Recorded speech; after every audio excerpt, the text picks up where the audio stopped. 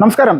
ലോകം മുഴുവൻ കഴിഞ്ഞ ഒരു 3 വർഷമായിട്ട് വലിയ രീതിയിൽ തന്നെ ചർച്ച ചെയ്യപ്പെടുന്ന ഒരു പ്രധാനപ്പെട്ട വിഷയമാണ് ഇസ്രായേൽ ഗാസ അല്ലെങ്കിൽ ഹമാസ് എന്ന് പറയുന്ന ഭീകരവാദ പ്രസ്ഥാനവുമായി ബന്ധപ്പെട്ടുകൊണ്ട് വലിയ രീതിയിൽ തന്നെ നമ്മുടെ പശ്ചിമേഷ്യ ചർച്ച ചെയ്യുന്നത്. ഈ വിഷയത്തിൽ ഏറ്റവും മുഖ്യമായിട്ട് ഇപ്പോൾ ഒരു പുതിയ വാർത്ത വന്നിരിക്കുകയാണ്.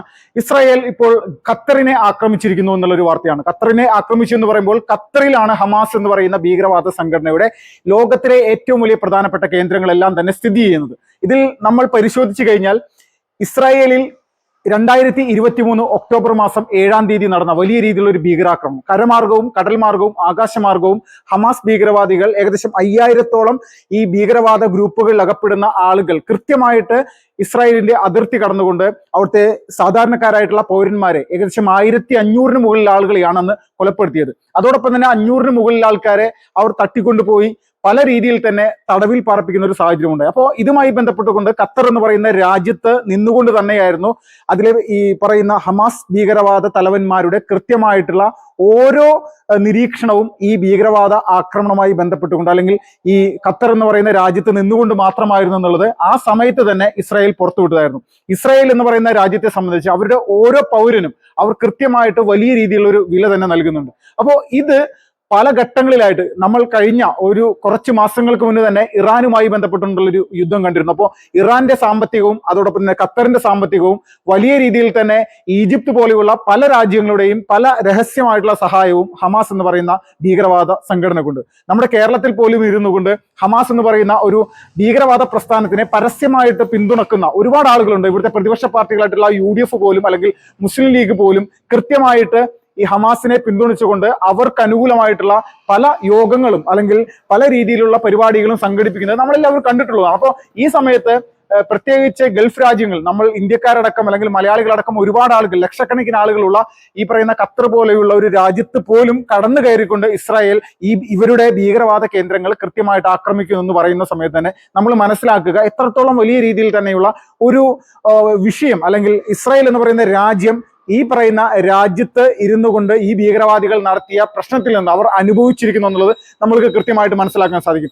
ഒരു കാരണവശാലും ഇസ്ലാമിക ഭീകരവാദികൾക്ക് 1% പോലും അവസരങ്ങൾ നൽകാതെ എല്ലാ അവസരങ്ങളും പഴുതുകളും കൃത്യമായിട്ട് അടച്ചുകൊണ്ട് എല്ലാം കൃത്യമായിട്ട് നടപ്പിലാക്കുന്ന രീതിയിലേക്കുള്ള നടപടിയാണ് യഥാർത്ഥത്തിൽ ഇസ്രായേൽ എന്ന് പറയുന്ന രാജ്യം നടത്തിക്കൊണ്ടിരിക്കുന്നത്. അതിന്റെ ഭാഗമായിട്ട് തന്നെയാണ് ഇപ്പോൾ ഖത്തറിന് നേരെ അല്ലെങ്കിൽ ഖത്തറിലെ ഹമാസ് കേന്ദ്രങ്ങൾ അവരുടെ പ്രധാനപ്പെട്ട തലവന്മാരെ എല്ലാവരെയും തന്നെ ലക്ഷ്യം വെച്ചുകൊണ്ട് ഇതുപോലെ ഒരു ആക്രമണം നടത്തിയിരിക്കുന്നത്. എത്രത്തോളം വലിയ രീതിയിലൊരു വിഷയമായിരിക്കും എന്നുള്ളത് നമ്മളെ സംബന്ധിച്ച് അല്ലെങ്കിൽ ഈ ഇന്ത്യ മഹാരാജ്യം പോലും വലിയ രീതിയിൽ തന്നെ നിരീക്ഷിക്കുന്ന ഒരു സംഭവമായിട്ട് നമുക്ക് ഇതിനെ കാണാൻ സാധിക്കും.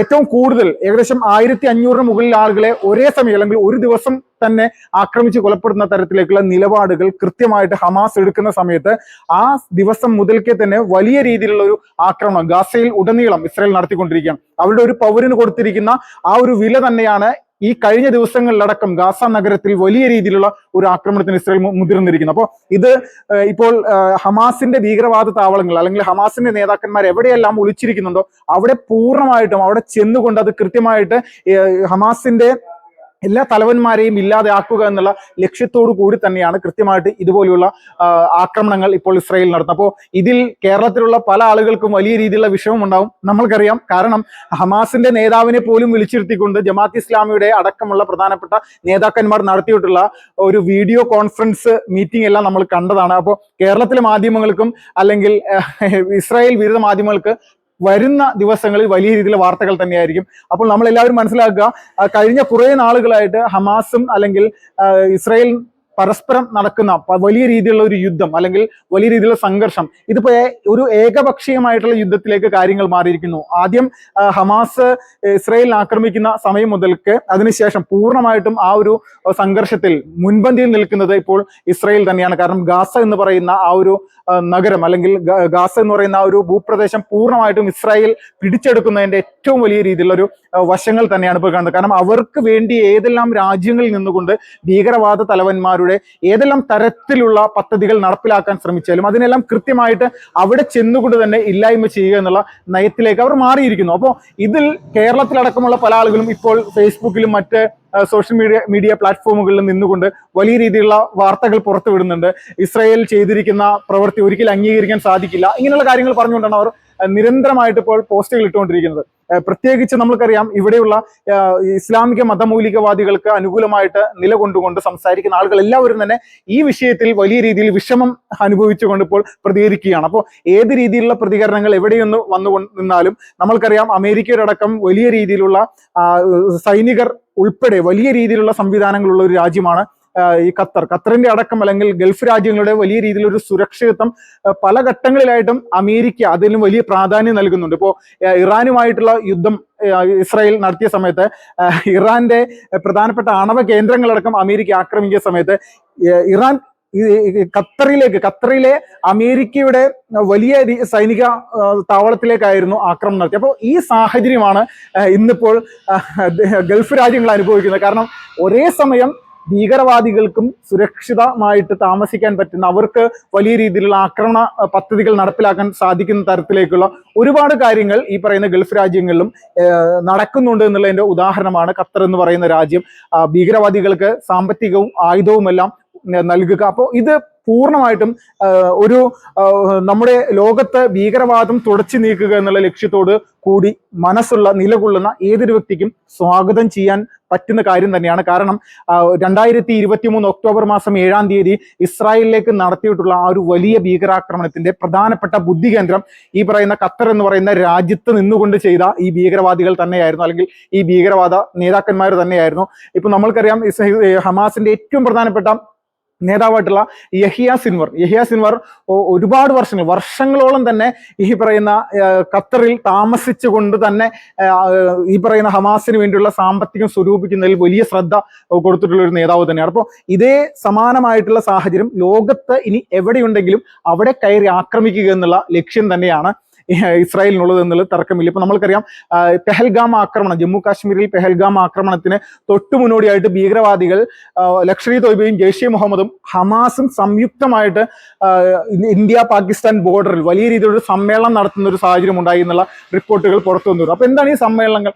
ലോകത്തിലെ എല്ലാ ഭീകരവാദികളെ സംബന്ധിച്ച് അവർക്ക് ഒരു ലക്ഷ്യം മാത്രമേ ഉള്ളൂ എന്നുള്ളത് ഇതിൽ നിന്നും വ്യക്തമാണ്. ഇപ്പോൾ ഇസ്രായേലിനെതിരെ ഹമാസ് യുദ്ധം നടത്തുന്നുണ്ടെങ്കിൽ അതിന് സമാനമായിട്ട് തന്നെയാണ് ഇന്ത്യക്കെതിരെ പാകിസ്ഥാനിലെ ഭീകരവാദ സംഘടനയായിട്ടുള്ള ജെയ്ഷെ മുഹമ്മദും അതുപോലെ തന്നെ ലഷ്കർ ഇ തോയ്ബ പോലുള്ള ഭീകരവാദ സംഘടനകൾ നടത്തിക്കൊണ്ടിരിക്കുന്നത്, തർക്കമില്ല.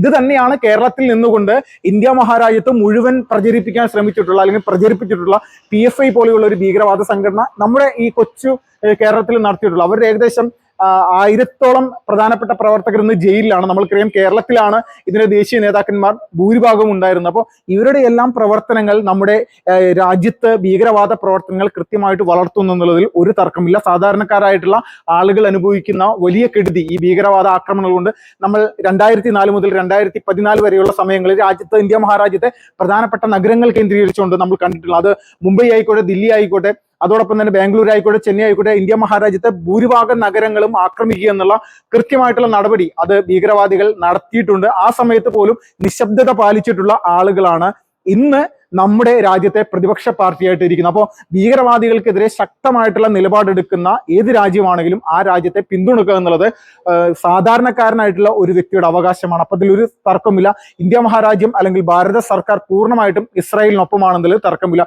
അതിനി ഖത്തറിൽ കയറി ഭീകരവാദ താവളം ആക്രമിച്ചാലും ഇതേ സമാനമായിട്ടുള്ള സാഹചര്യം തന്നെയാണ്. ഇതിൽ ഖത്തറിനൊരു മറ്റൊരു പ്രത്യേകത കൂടി ഉണ്ടായിരുന്നു. കഴിഞ്ഞ ഒരു 1.5 വർഷം മുന്നേ ഇന്ത്യയുടെ ഒരു 8 മുൻ നാവിക സൈനികരെ ഖത്തർ പിടിച്ചു വെച്ചിരുന്നു. അത് ഇസ്രായേലിന് വേണ്ടി ചാരപ്പണി നടത്തി എന്നാണ് ഖത്തർ പറയുന്നത്. അവർക്ക് വധശിക്ഷ വരെ വിധിക്കുന്ന തരത്തിലേക്കുള്ള ഒരു നിലപാട് ഖത്തറിന്റെ ഭാഗത്തുണ്ട്. പക്ഷേ പൂർണ്ണമായിട്ടും ഇന്ത്യയുടെ നയതന്ത്ര ഇടപെടൽ മൂലം തന്നെ ഖത്തറിന് ഈ ഒരു വിഷയത്തിൽ നിന്ന് പിൻവാങ്ങേണ്ടി വന്നു. ആ നാവികരെ പൂർണ്ണമായിട്ടും ഇന്ത്യയിലേക്ക് തിരിച്ചയക്കേണ്ടി വന്നു. അപ്പോൾ ഇങ്ങനെയുള്ള നടപടിക്രമങ്ങൾ വർഷങ്ങളായിട്ട് തന്നെ ഇറാൻ ആയിക്കോട്ടെ, അല്ലെങ്കിൽ ഇറാഖ് ആയിക്കോട്ടെ, ഈ പറയുന്ന ഖത്തർ ആയിക്കോട്ടെ, ഇവരെല്ലാവരും തന്നെ ഭീകരവാദ സംഘടനകൾക്ക് വ്യക്തമായിട്ടുള്ള സ്വാധീനം ഉണ്ടാക്കുന്ന തരത്തിലേക്ക്, അവർക്ക് സഹായം നൽകുന്ന തരത്തിലേക്കുള്ള പ്രവർത്തികൾ ചെയ്തിട്ടുള്ള ഒരു രാജ്യങ്ങളാണെന്നതിൽ തർക്കമില്ല.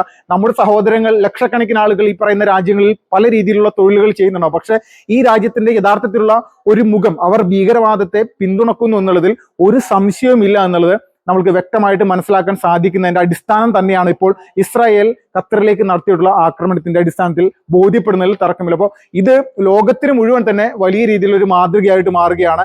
ഭീകരവാദികൾ എവിടെയാണോ ഇസ്രായേൽ എന്ന് പറയുന്ന രാജ്യത്തിന് എതിരായിട്ട് പ്രവർത്തിക്കുന്നത്, അവർക്ക് സാമ്പത്തികവും ആയുധവും പല രീതിയിലുള്ള സഹായങ്ങളും നൽകുന്ന തരത്തിലേക്കുള്ള നിലപാടുകൾ എവിടെയൊന്ന് സ്വീകരിക്കുന്നോ അവിടെ കൃത്യമായിട്ട് ലക്ഷ്യം വെച്ചുകൊണ്ട് ആക്രമിക്കുക എന്നുള്ള ലക്ഷ്യമാണ് ഇസ്രായേൽ നടത്തുന്നത്. ഇപ്പോൾ ഹമാസിന്റെ പ്രധാനപ്പെട്ട തലവന്മാരെല്ലാവരും തന്നെ ഈ ഒരു ആക്രമണത്തിൽ ഇല്ലാതെയായി എന്നുള്ള റിപ്പോർട്ടുകളും കൂടി പുറത്തു വരുന്നുണ്ട്. അപ്പോൾ ഇതോടുകൂടി തന്നെ വ്യക്തമാണ്, പൂർണ്ണമായിട്ടും ഒരു സമയത്ത് എല്ലാവരുടെയും ഒരു സാങ്കല്പികമായിട്ടുള്ളൊരു വിഷയം തന്നെയായിരുന്നു ഖത്തർ എന്ന് പറയുന്ന രാജ്യം ഇതുപോലെ ഭീകരവാദികളെ സഹായിക്കുന്നു എന്നുള്ളത്. പക്ഷേ ഇതിലിപ്പോൾ അവരുടെ നേതാക്കന്മാർക്ക് കൃത്യമായിട്ടുള്ള സുരക്ഷിതമായിട്ടുള്ള താവളം ഒരുക്കി ആ താവളങ്ങൾ കയറി അല്ലെങ്കിൽ അവിടെ കൃത്യമായിട്ട് ഭീകരവാദികൾക്ക് നേരെ ആക്രമണം നടത്തിയപ്പോൾ ഇപ്പോൾ ലോകം മുഴുവൻ വലിയ വാർത്തയായിട്ട് ഒരു ഗൾഫ് കൺട്രി ആയിട്ടുള്ള ഖത്തറിൽ വലിയ രീതിയിലുള്ള ഒരു ആക്രമണം ഇസ്രായേൽ നടത്തി എന്നുള്ള ഒരു സംഭവം. ഇപ്പോൾ നമുക്ക് ലെബനനിലെ കാര്യമാണെങ്കിലും അല്ലെങ്കിൽ യമനിലെ കാര്യമാണെങ്കിലും ഇവിടെയൊക്കെ ഹിസ്ബുള്ളയും അതോടൊപ്പം തന്നെ യമനിലെ പ്രധാനപ്പെട്ട ഭീകരവാദ സംഘടനയായിട്ടുള്ള ഹൂത്തികൾ അടക്കമുള്ള ആളുകൾ എല്ലാവരും തന്നെ പല ഘട്ടങ്ങളിലേക്ക്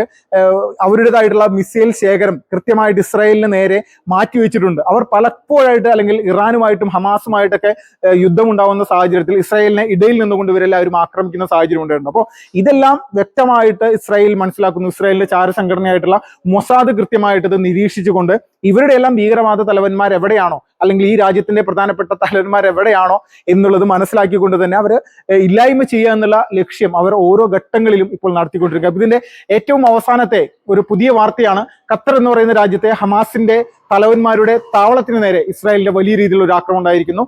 വരാനിരിക്കുന്ന ദിവസങ്ങളിൽ ഇതുമായി ബന്ധപ്പെട്ടുള്ള കൂടുതൽ വിഷയങ്ങൾ പുറത്തു വരും എന്നുള്ള ഒരു പ്രതീക്ഷയാണ് ലോകം മുഴുവൻ